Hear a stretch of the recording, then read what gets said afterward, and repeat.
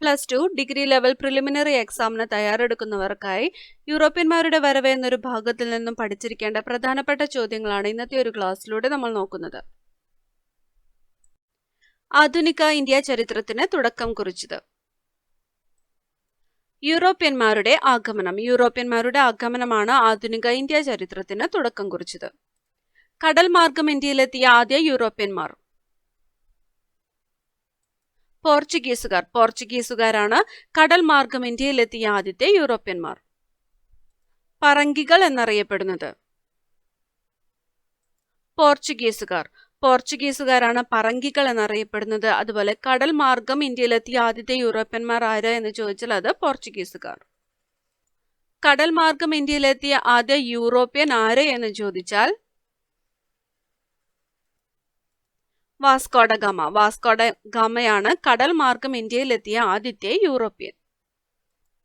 അടുത്തൊരു പ്രധാനപ്പെട്ട ചോദ്യം, വാസ്കോഡഗാമ കേരളത്തിൽ ആദ്യമായി എത്തിയത് എന്ന്.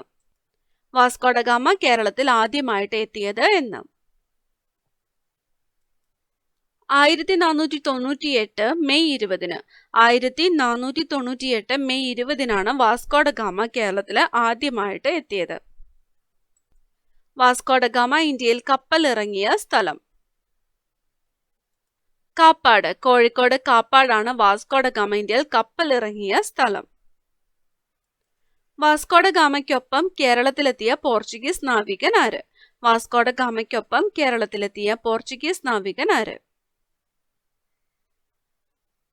അൽവാരോ വെൻഹോവ് ആണ് വാസ്കോഡഗാമയ്ക്കൊപ്പം കേരളത്തിലെത്തിയ പോർച്ചുഗീസ് നാവികൻ. വാസ്കോഡഗാമ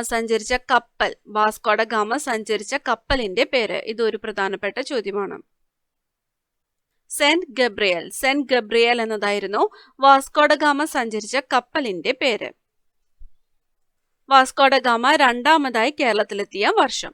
1502-ലാണ് വാസ്കോഡഗാമ രണ്ടാമത്തെ പ്രാവശ്യം കേരളത്തിലെത്തിയത്. ആദ്യത്തെ പ്രാവശ്യം കേരളത്തിലെത്തിയ വർഷം 1498, രണ്ടാമത്തെ പ്രാവശ്യം എത്തിയത് 1502. വാസ്കോഡഗാമ അവസാനമായിട്ട് അല്ലെങ്കിൽ മൂന്നാമതായിട്ട് 3 പ്രാവശ്യമാണ് വാസ്കോഡഗാമ കേരളത്തിൽ വന്നിട്ടുള്ളത്. അതിൽ മൂന്നാമത്തെ പ്രാവശ്യം കേരളത്തിൽ എത്തിയ വർഷം 1524. ആദ്യത്തേത് 1498, പിന്നെ 1502, മൂന്നാമത്തെ പ്രാവശ്യം വന്നത് 1524. വാസ്കോഡഗാമ അന്തരിച്ച വർഷം 1524 ഡിസംബർ 24-ാം തീയതിയാണ് വാസ്കോഡഗാമ അന്തരിച്ചത്. കൊച്ചിയിൽ വെച്ചിട്ടായിരുന്നു വാസ്കോഡഗാമ മരിച്ചത്. 1524 ഡിസംബർ 24-ാം തീയതി. വാസ്കോഡഗാമയുടെ ഭൗതികാവശിഷ്ടം ആദ്യം അടക്കം ചെയ്തിരുന്ന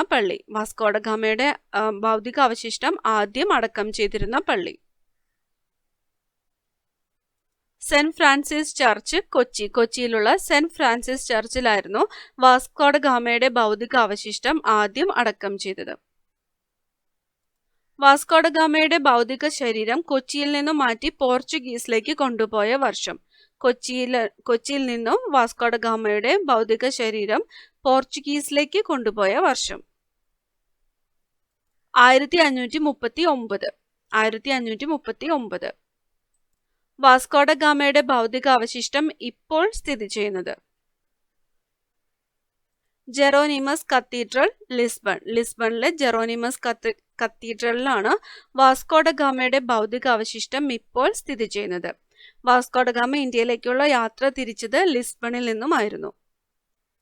വാസ്കോഡഗാമ അന്തരിച്ചത് 1524 ഡിസംബർ 24-നായിരുന്നു. വാസ്കോഡഗാമയുടെ ഭൗതികാവശിഷ്ടം ആദ്യം അടക്കം ചെയ്തത് കൊച്ചിയിലെ സെന്റ് ഫ്രാൻസിസ് ചർച്ചിലായിരുന്നു. പിന്നീട് 1539 വാസ്കോഡഗാമയുടെ ഭൗതിക ശരീരം കൊച്ചിയിൽ നിന്നും പോർച്ചുഗീസിലേക്ക് കൊണ്ടുപോകുകയുണ്ടായി. ഇപ്പോൾ വാസ്കോഡഗാമയുടെ ഭൗതികാവശിഷ്ടം സ്ഥിതി ചെയ്യുന്നത് ജെറോനിമസ് കത്തീഡ്രൽ, ലിസ്ബണിലാണ്. ഇന്ത്യൻ മഹാസമുദ്രത്തിലെ സേനാധിപതി എന്ന് വാസ്കോ ഡ ഗാമയെ വിശേഷിപ്പിച്ചതാര്? ഇന്ത്യൻ മഹാസമുദ്രത്തിലെ സേനാധിപതി എന്ന് വാസ്കോ ഡ ഗാമയെ വിശേഷിപ്പിച്ചത് ആര്? മാനുവൽ രാജാവ്. മാനുവൽ രാജാവ്. പോർച്ചുഗീസ് ഈസ്റ്റ് ഇന്ത്യ കമ്പനി ഇന്ത്യയിൽ സ്ഥാപിതമായ വർഷം. പോർച്ചുഗീസ് ഈസ്റ്റ് ഇന്ത്യ കമ്പനി ഇന്ത്യയിൽ സ്ഥാപിതമായ വർഷം 1628. 1628 പോർച്ചുഗീസ് ഈസ്റ്റ് ഇന്ത്യ കമ്പനി ഇന്ത്യയിൽ സ്ഥാപിതമായത്. പോർച്ചുഗീസുകാരുടെ ഇന്ത്യയിലെ പ്രധാന കോളനികൾ: ഗോവ, ദാമൻ, ദിയു എന്നിവ. ഗോവ ആരുടെ അധീനതയിലായിരുന്നു എന്ന് ചോദിച്ചാൽ അത് പോർച്ചുഗീസുകാരുടെ. പോർച്ചുഗീസുകാരുടെ ഇന്ത്യയിലെ പ്രധാന കോളനികളായിരുന്നു ഗോവ, ദാമൻ, ദിയു. ഇന്ത്യയിൽ ഏറ്റവും കൂടുതൽ കാലം ഭരണം നടത്തിയ യൂറോപ്യന്മാർ ആര് എന്ന് ചോദിച്ചാൽ അത് പോർച്ചുഗീസുകാരാണ്. ഇന്ത്യയിൽ ഏറ്റവും കൂടുതൽ കാലം ഭരണം നടത്തിയ യൂറോപ്യന്മാരായിരുന്നു പോർച്ചുഗീസുകാർ. അവസാനമായി ഇന്ത്യയിൽ നിന്ന് പോയ യൂറോപ്യൻ ശക്തി: പോർച്ചുഗീസുകാർ. ആദ്യമായിട്ട് ഇന്ത്യയിൽ വന്ന യൂറോപ്യൻ ശക്തി പോർച്ചുഗീസുകാരായിരുന്നു. അവസാനമായിട്ട് ഇന്ത്യ വിട്ടുപോയ യൂറോപ്യൻ ശക്തിയും പോർച്ചുഗീസുകാരാണ്. കാപ്യ എന്ന് പോർച്ചുഗീസുകാർ വിളിച്ചിരുന്ന സ്ഥലം. കാപ്യ എന്ന് പോർച്ചുഗീസുകാർ വിളിച്ചിരുന്ന സ്ഥലം. കാപ്പാട്. കാപ്പാടാണ് കാപ്യ എന്ന് പോർച്ചുഗീസുകാർ വിളിച്ചിരുന്ന സ്ഥലം. 1513 പോർച്ചുഗീസുകാരും സാമൂതിരിയും തമ്മിൽ ഒപ്പുവെച്ച സന്ധി. 1513 പോർച്ചുഗീസുകാരും സാമൂതിരിയും തമ്മിൽ ഒപ്പുവെച്ച സന്ധി. കണ്ണൂർ സന്ധി. വർഷം 1513. പോർച്ചുഗീസുകാരും സാമൂതിരിയും തമ്മിലാണ് കണ്ണൂർ സന്ധി ഒപ്പുവെച്ചത്. 1540 പോർച്ചുഗീസുകാരും കോഴിക്കോടും തമ്മിൽ ഒപ്പുവെച്ച സന്ധി. പൊന്നാനി സന്ധി. വാസ്കോ ഡ ഗാമയുടെ പിൻഗാമിയായി ഇന്ത്യയിലെത്തിയ പോർച്ചുഗീസ് നാവികൻ: അൽവാരിസ് കബ്രാൾ. അൽവാരിസ് കബ്രാൾ ആണ് വാസ്കോ ഡ ഗാമയുടെ പിൻഗാമിയായി ഇന്ത്യയിലെത്തിയ പോർച്ചുഗീസ് നാവികൻ. കൊച്ചിയിൽ പണ്ടകശാല സ്ഥാപിച്ച പോർച്ചുഗീസ് നാവികൻ: അൽവാരിസ് കബ്രാൾ. അൽവാരിസ് കബ്രാൾ ആണ് കൊച്ചിയിൽ പണ്ടകശാല സ്ഥാപിച്ച പോർച്ചുഗീസ് നാവികൻ. ഇന്ത്യയിലെ ആദ്യത്തെ പോർച്ചുഗീസ് വൈസ്രോയി. ഇന്ത്യയിലെ ആദ്യത്തെ പോർച്ചുഗീസ് വൈസ്രോയി ആരായിരുന്നു? Francisco de Almeida. Francisco de അൽമേഡയായിരുന്നു ഇന്ത്യയിലെ ആദ്യത്തെ പോർച്ചുഗീസ് വൈസ്രോയി.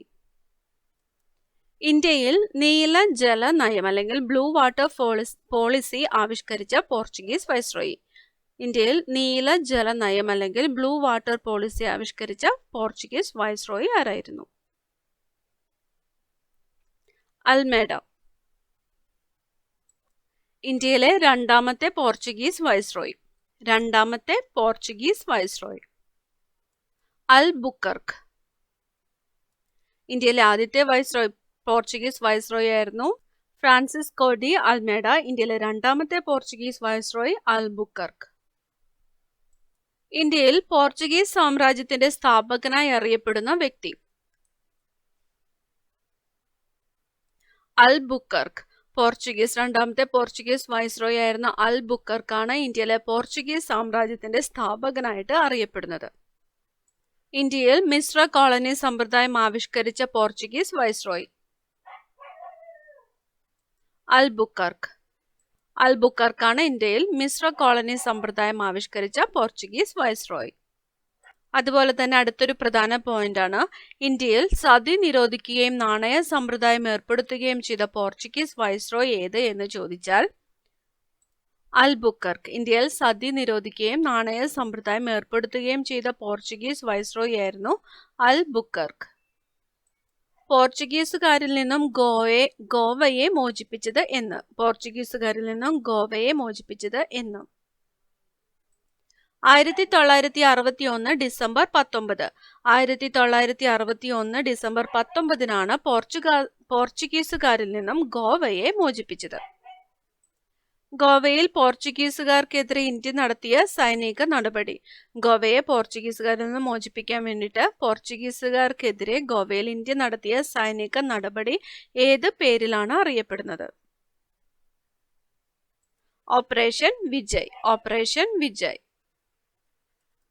സാമൂതിരിയുടെ കണ്ടത്തിലേക്ക് നീട്ടിയ പീരങ്കി എന്നറിയപ്പെടുന്ന കോട്ട. സാമൂതിരിയുടെ കണ്ടത്തിലേക്ക് നീട്ടിയ പീരങ്കി എന്നറിയപ്പെടുന്ന കോട്ട. ചാലിയം കോട്ട. ചാലിയം കോട്ടയാണ് സാമൂതിരിയുടെ ഖണ്ഡത്തിലേക്ക് നീട്ടിയ പീരങ്കി എന്നറിയപ്പെടുന്നത്. ഡെൻമാർക്ക് ഈസ്റ്റ് ഇന്ത്യ കമ്പനി സ്ഥാപിതമായ വർഷം. ഡെൻമാർക്ക് ഈസ്റ്റ് ഇന്ത്യ കമ്പനി സ്ഥാപിതമായ വർഷം 1616. 1616 ഡെൻമാർക്ക് ഈസ്റ്റ് ഇന്ത്യ കമ്പനി സ്ഥാപിതമായത്. ട്രാൻക്യൂബാർ ഇപ്പോൾ അറിയപ്പെടുന്ന പേര്. ട്രാൻക്യൂബാർ ഇപ്പോൾ അറിയപ്പെടുന്ന പേര്. തരംഗംബാടി. തരംഗംബാടി. ഡച്ചുകാർ ഇന്ത്യയിൽ വന്ന വർഷം. ഡച്ചുകാർ ഇന്ത്യയിൽ വന്ന വർഷം AD 1595. AD 1595 ഡച്ചുകാർ ഇന്ത്യയിൽ വന്നത്. ഇന്ത്യയിൽ രണ്ടാമതായി എത്തിയ യൂറോപ്യൻ ശക്തികൾ. ഡച്ചുകാർ. ഡച്ചുകാരാണ് ഇന്ത്യയിൽ രണ്ടാമതായി എത്തിയ യൂറോപ്യൻ ശക്തി. ഇന്ത്യയിൽ ഡച്ച് ഈസ്റ്റ് ഇന്ത്യ കമ്പനി സ്ഥാപിതമായ വർഷം. ഡച്ച് ഈസ്റ്റ് ഇന്ത്യ കമ്പനി സ്ഥാപിതമായ വർഷം AD 1602. AD 1602 ഇന്ത്യയിൽ ഡച്ച് ഈസ്റ്റ് ഇന്ത്യ കമ്പനി സ്ഥാപിതമായത്. ഇന്ത്യയിൽ നിന്നും ആദ്യം തിരിച്ചുപോയ യൂറോപ്യൻ ശക്തി. ഇന്ത്യയിൽ നിന്നും ആദ്യം തിരിച്ചുപോയ യൂറോപ്യൻ ശക്തി. ഡച്ചുകാർ. ഡച്ചുകാരാണ് ഇന്ത്യയിൽ നിന്നും ആദ്യം തിരിച്ചുപോയ യൂറോപ്യൻ ശക്തി. അവസാനം പോയത് നമ്മൾ നേരത്തെ പഠിച്ചു, പോർച്ചുഗീസുകാർ. ഡച്ചുകാർ ഇന്ത്യയിൽ ആദ്യത്തെ ഫാക്ടറി സ്ഥാപിച്ചത്. ഡച്ചുകാർ ഇന്ത്യയിൽ ആദ്യത്തെ ഫാക്ടറി സ്ഥാപിച്ചത് എവിടെ? മസൂലി പട്ടണം. 1605 മസൂലി പട്ടണത്തിലാണ് ഡച്ചുകാർ ഇന്ത്യയിൽ ആദ്യത്തെ ഫാക്ടറി സ്ഥാപിച്ചത്. ഡച്ചുകാർ ആരെ പരാജയപ്പെടുത്തിയാണ് കൊല്ലം പിടിച്ചെടുത്തത്? പോർച്ചുഗീസുകാർ. പോർച്ചുഗീസുകാരെ പരാജയപ്പെടുത്തിയിട്ടാണ് ഡച്ചുകാർ കൊല്ലം പിടിച്ചെടുത്തത്. ഡച്ചുകാർ പോർച്ചുഗീസുകാരിൽ നിന്നും കൊച്ചി പിടിച്ചെടുത്ത വർഷം. ഡച്ചുകാർ പോർച്ചുഗീസുകാരിൽ നിന്നും കൊച്ചി പിടിച്ചെടുത്ത വർഷം 1663. 1663 വർഷത്തിലാണ് ഡച്ചുകാർ പോർച്ചുഗീസുകാരിൽ നിന്നും കൊച്ചി പിടിച്ചെടുത്തത്. ഡച്ചുകാരും മാർത്താണ്ഡവർമ്മയും തമ്മിൽ നടന്ന യുദ്ധം അറിയപ്പെടുന്നത്. ഡച്ചുകാരും മാർത്താണ്ഡവർമ്മയും തമ്മിൽ നടന്ന യുദ്ധം കുളച്ചൽ യുദ്ധം. കുളച്ചൽ യുദ്ധമാണ് ഡച്ചുകാരും മാർത്താണ്ഡവർമ്മയും തമ്മിൽ നടന്ന യുദ്ധം. ഇത് ഓർത്തു വെക്കുക. ഡച്ചുകാരും മാർത്താണ്ഡവർമ്മയും തമ്മിൽ നടന്ന യുദ്ധമാണ് കുളച്ചൽ യുദ്ധം. കുളച്ചൽ യുദ്ധം എന്ന്. കുളച്ചൽ യുദ്ധം നടന്നത് എന്ന്. 1741 ഓഗസ്റ്റ് 10. 1741 ഓഗസ്റ്റ് 10 കുളച്ചൽ യുദ്ധം നടന്നത്. കുളച്ചൽ യുദ്ധത്തിൽ മാർത്താണ്ഡവർമ്മ തടവുകാരനാക്കിയ ഡച്ച് കപ്പിത്താൻ ആരായിരുന്നു? കുളച്ചൽ യുദ്ധത്തിൽ മാർത്താണ്ഡവർമ്മ തടവുകാരനാക്കിയ ഡച്ച് കപ്പിത്താൻ ഡിലനോയ്. ഡിലനോയ്. മാർത്താണ്ഡവർമ്മയും ഡച്ചുകാരും തമ്മിൽ ഒപ്പുവെച്ച സന്ധി. മാർത്താണ്ഡവർമ്മയും ഡച്ചുകാരും തമ്മിൽ ഒപ്പുവെച്ച സന്ധി മാവേലിക്കര സന്ധി. മാവേലിക്കര സന്ധി. ഇന്ത്യയിൽ ഡച്ച് പതനത്തിന് കാരണമായ സന്ധി. മാവേലിക്കര സന്ധിയാണ് ഇന്ത്യയിൽ ഡച്ച് പതനത്തിന് കാരണമായ സന്ധി. ഇന്ത്യയിൽ അവസാനമെത്തിയ യൂറോപ്യൻ ശക്തി. ഇന്ത്യയിൽ അവസാനമെത്തിയ യൂറോപ്യൻ ശക്തി ഫ്രഞ്ചുകാർ. ഫ്രഞ്ചുകാരാണ് ഇന്ത്യയിൽ അവസാനമായി എത്തിയ യൂറോപ്യൻ ശക്തി.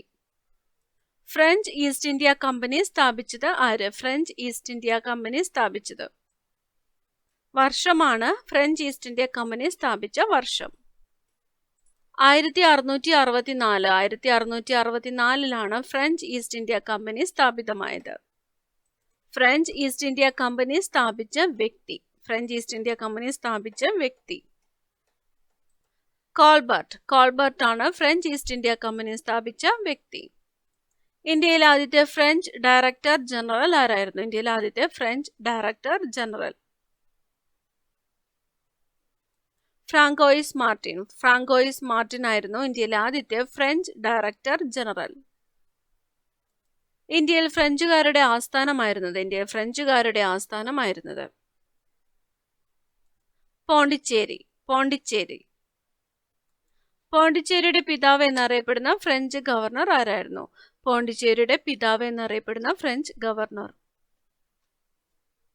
Francois Martin. ഫ്രാങ്കോയിസ് മാർട്ടിൻ ആണ് പോണ്ടിച്ചേരിയുടെ പിതാവ് എന്ന് അറിയപ്പെടുന്നത്. 1668 ഫ്രഞ്ചുകാർ ഇന്ത്യയിൽ ആദ്യത്തെ വ്യാപാര കേന്ദ്രം ആരംഭിച്ചത്. 1668 ഫ്രഞ്ചുകാർ ഇന്ത്യയിൽ ആദ്യത്തെ വ്യാപാര കേന്ദ്രം ആരംഭിച്ചത് എവിടെ? സൂറത്ത്. സൂറത്തിലാണ് 1668 ഫ്രഞ്ചുകാർ ഇന്ത്യയിൽ ആദ്യത്തെ വ്യാപാര കേന്ദ്രം ആരംഭിച്ചത്. ഫ്രഞ്ച് അധീനതയിലായിരുന്ന കേരളത്തിനുള്ളിലെ പ്രദേശം. ഫ്രഞ്ച് അധീനതയിലായിരുന്ന കേരളത്തിനുള്ളിലെ പ്രദേശം മാഹി. മാഹി ആയിരുന്നു ഫ്രഞ്ച് അധീനതയിലായിരുന്ന കേരളത്തിനുള്ളിലെ പ്രദേശം. മയ്യഴിയിൽ ഫ്രഞ്ചുകാർ കോട്ട പണിത വർഷം. മയ്യഴിയിൽ ഫ്രഞ്ചുകാർ കോട്ട പണിത വർഷം 1724. 1724 മയ്യഴിയിൽ ഫ്രഞ്ചുകാർ കോട്ട പണിതത്. ഇന്ത്യയിൽ ഫ്രഞ്ചുകാരും ബ്രിട്ടീഷുകാരും തമ്മിൽ നടന്ന യുദ്ധങ്ങൾ അറിയപ്പെടുന്നത്. ഇന്ത്യയിൽ ഫ്രഞ്ചുകാരും ബ്രിട്ടീഷുകാരും തമ്മിൽ നടന്ന യുദ്ധങ്ങൾ അറിയപ്പെടുന്നത് കർണാട്ടിക് യുദ്ധങ്ങൾ. കർണാട്ടിക് യുദ്ധങ്ങൾ എന്നാണ് ഇന്ത്യയിൽ ഫ്രഞ്ചുകാരും ബ്രിട്ടീഷുകാരും തമ്മിൽ നടന്ന യുദ്ധങ്ങൾ അറിയപ്പെടുന്നത്. വാണ്ടിവാഷ് യുദ്ധം നടന്ന വർഷം. വാണ്ടിവാഷ് യുദ്ധം നടന്ന വർഷം 1760. 1760 വാണ്ടിവാഷ് യുദ്ധം നടന്നത്. ഫ്രഞ്ച് അധിനിവേശം ഇന്ത്യയിൽ അവസാനിക്കാൻ കാരണമായ യുദ്ധം. ഫ്രഞ്ച് അധിനിവേശം ഇന്ത്യയിൽ അവസാനിക്കാൻ കാരണമായ യുദ്ധം വാണ്ടിവാഷ് യുദ്ധം. ഫ്രഞ്ച് അധിനിവേശം ഇന്ത്യയിൽ അവസാനിക്കാൻ കാരണമായ യുദ്ധമാണ് വാണ്ടിവാഷ് യുദ്ധം. വാണ്ടിവാഷ് യുദ്ധം നടന്ന ഇന്ത്യയിലെ സംസ്ഥാനം. വാണ്ടിവാഷ് യുദ്ധം നടന്ന ഇന്ത്യയിലെ സംസ്ഥാനം തമിഴ്നാട്. ഫ്രഞ്ചുകാർ ഇന്ത്യ വിട്ട വർഷം 1954. 1954 അക്ബറുടെ സദസ്സ് സന്ദർശിച്ച ആദ്യ ഇംഗ്ലീഷുകാരൻ. അക്ബറുടെ സദസ്സ് സന്ദർശിച്ച ആദ്യത്തെ ഇംഗ്ലീഷുകാരൻ master Ralph Fitch. Master Ralph Fitch ആണ് അക്ബറുടെ സദസ്സ് സന്ദർശിച്ച ആദ്യത്തെ ഇംഗ്ലീഷുകാരൻ. മാർഗദർശിയായ ഇംഗ്ലീഷുകാരൻ എന്നറിയപ്പെടുന്നത്. മാർഗദർശിയായ ഇംഗ്ലീഷുകാരൻ എന്ന് അറിയപ്പെടുന്നത് Master Ralph Fitch. Master Ralph Fitch ആണ് മാർഗദർശിയായ ഇംഗ്ലീഷുകാരൻ എന്ന് അറിയപ്പെടുന്നത്. ഇംഗ്ലീഷ് ഈസ്റ്റ് ഇന്ത്യ കമ്പനി സ്ഥാപിതമായ വർഷം. ഇംഗ്ലീഷ് ഈസ്റ്റ് ഇന്ത്യ കമ്പനി സ്ഥാപിതമായ വർഷം 1600 December 31. 1600 December 31 English east India company സ്ഥാപിതമായത്. ഇംഗ്ലീഷ് ഈസ്റ്റ് ഇന്ത്യ കമ്പനിയെ നിയന്ത്രിക്കുന്നതിനു വേണ്ടി ബ്രിട്ടീഷ് പാർലമെന്റ് പാസാക്കിയ ആദ്യ നിയമം റെഗുലേറ്റിംഗ് ആക്ട്. റെഗുലേറ്റിംഗ് ആക്ട് ഇന്ത്യയിലെ ആദ്യത്തെ ബ്രിട്ടീഷ് ഫാക്ടറി സ്ഥാപിച്ച സ്ഥലം. ഇന്ത്യയിലെ ആദ്യത്തെ ബ്രിട്ടീഷ് ഫാക്ടറി സ്ഥാപിച്ച സ്ഥലം സൂറത്ത്. സൂറത്തിലാണ് ഇന്ത്യയിലെ ആദ്യത്തെ ബ്രിട്ടീഷ് ഫാക്ടറി സ്ഥാപിച്ച സ്ഥലം. ഇംഗ്ലീഷ് ഈസ്റ്റ് ഇന്ത്യ കമ്പനിയുടെ ആദ്യ നാമം. ഇംഗ്ലീഷ് ഈസ്റ്റ് ഇന്ത്യ കമ്പനിയുടെ ആദ്യ നാമം ജോൺ കമ്പനി. ജോൺ കമ്പനി എന്നാണ് ഇംഗ്ലീഷ് ഈസ്റ്റ് ഇന്ത്യ കമ്പനി അറിയപ്പെട്ടിരുന്നത്. ഇംഗ്ലീഷ് ഈസ്റ്റ് ഇന്ത്യ കമ്പനി സ്ഥാപിക്കുന്ന സമയത്തെ ഇന്ത്യൻ ചക്രവർത്തി ആരായിരുന്നു? ഇംഗ്ലീഷ് ഈസ്റ്റ് ഇന്ത്യ കമ്പനി സ്ഥാപിക്കുന്ന സമയത്തെ ഇന്ത്യൻ ചക്രവർത്തി അക്ബർ. ഇംഗ്ലീഷ് ഈസ്റ്റ് ഇന്ത്യ കമ്പനിക്ക് ഇന്ത്യയിൽ കച്ചവടം നടത്താൻ അനുമതി നൽകിയ മുഗൾ ഭരണാധികാരി ജഹാംഗീർ. ജഹാംഗീർ 1644 സെന്റ് ജോർജ് കോട്ട സ്ഥാപിച്ചത് എവിടെ? 1644 സെന്റ് ജോർജ് കോട്ട സ്ഥാപിച്ചത് ആര്? Francis day. മദ്രാസിലാണ് സ്ഥാപിച്ചത്. ഫ്രാൻസിസ് ഡേ ആണ് 1644 സെന്റ് ജോർജ് കോട്ട മദ്രാസിൽ സ്ഥാപിച്ചത്. ഇംഗ്ലീഷ് ഈസ്റ്റ് ഇന്ത്യ കമ്പനിയുടെ തലസ്ഥാനം സൂററ്റിൽ നിന്നും ബോംബെയിലേക്ക് മാറ്റിയ വർഷം 1687. ബ്രിട്ടീഷുകാർ ഇന്ത്യയിൽ ആദ്യമായി സ്ഥാപിച്ച കോട്ട